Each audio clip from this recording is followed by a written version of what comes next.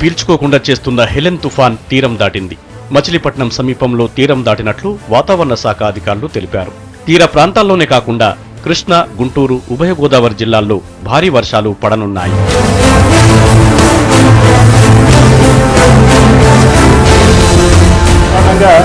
కే గంగావరం మండలంలో చాలా boats, fishermen boats damage అయినట్టుగా మనకి రిపోర్ట్ చేస్తూ ఉన్నారు.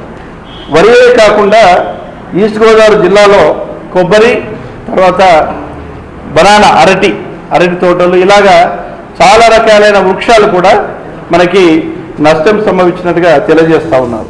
తుఫాన్ ప్రభావంతో కోస్తా జిల్లాలు అతలకుతలమయ్యాయి. నీలం తుఫాన్ నష్టాల నుంచి తేరుకోకముందే హెలెన్ తుఫాన్ రూపంలో ప్రకృతి రైతులపై మరోసారి కన్నెర చేసింది. శ్రీకాకుళం జిల్లాలో కురుస్తున్న భారీ వర్షాలతో వరి పంట నీట మునిగింది.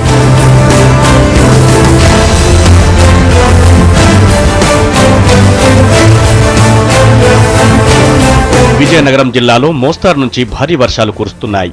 అర్ధరాత్రి నుంచి ఈదురుగాలులతో కూడిన చిరుజల్లులు కురుస్తుండటంతో పలు లోతట్టు ప్రాంతాలు జలమయమయ్యాయి. తీర ప్రాంతం ప్రజలను సురక్షిత ప్రాంతాలకు చేరుకోవాలని అధికారులు హెచ్చరించారు.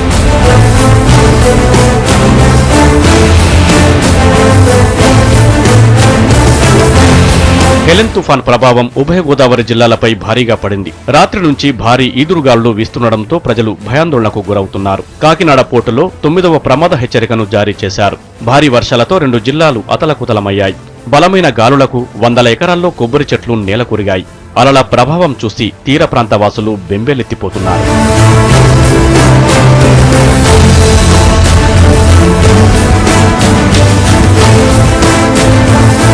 తుఫాన్ బాధితులకు సహాయక చర్యలు చేపట్టడానికి వెళ్తున్న జిల్లాలోని పెనుమండ్ర తహసీల్దార్ సత్యనారాయణ రోడ్డు ప్రమాదంలో మరణించారు. బట్ల మాగునూరు దగ్గర కారు చెట్టును ఢీకొంది.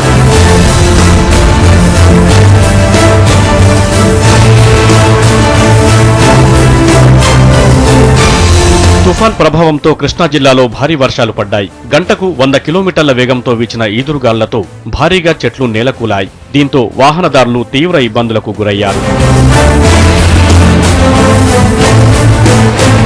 హెలెన్ తీరం దాటడంతో గుంటూరు జిల్లా అధికారులు అప్రమత్తమయ్యారు. మత్స్యకారులు వేటకు వెళ్లొద్దని ఆదేశించారు. తీర ప్రాంతాల్లో ఉన్న 6,000 మందిని సురక్షిత ప్రాంతాలకు తరలించారు. ఎన్డీఆర్ఎఫ్ సిబ్బంది సహాయక చర్యల్లో పాల్గొంటున్నారు.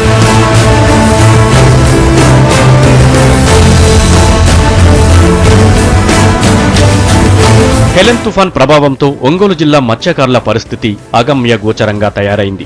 అధికారుల హెచ్చరికలతో 4 రోజులుగా మత్స్యకారులు ఒడ్డుకే పరిమితమయ్యారు. నిత్యం ఇటువంటి తుఫాన్లు తరచుగా రావడంతో తమ జీవనోపాధిపై ఈ తుఫాన్లు తీవ్ర ప్రభావం చూపుతున్నాయని ఇక్కడి మత్స్యకారులు తమ ఆవేదనను వ్యక్తం చేస్తున్నారు. మళ్ళీ వెంటనే వారం తిరగకుండానే మళ్ళీ ఒక తుఫాన్ వచ్చేసింది.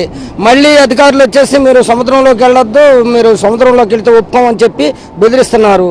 మా తెప్పలన్నీ కూడా దాదాపు 35 మీటర్ల పొడవున పోటుకి సముద్రం ముందుకొస్తే మా తెప్పలు, వలలు మొత్తం రోడ్డుకు అవతల సురక్షితంగా పెట్టుకున్నాము.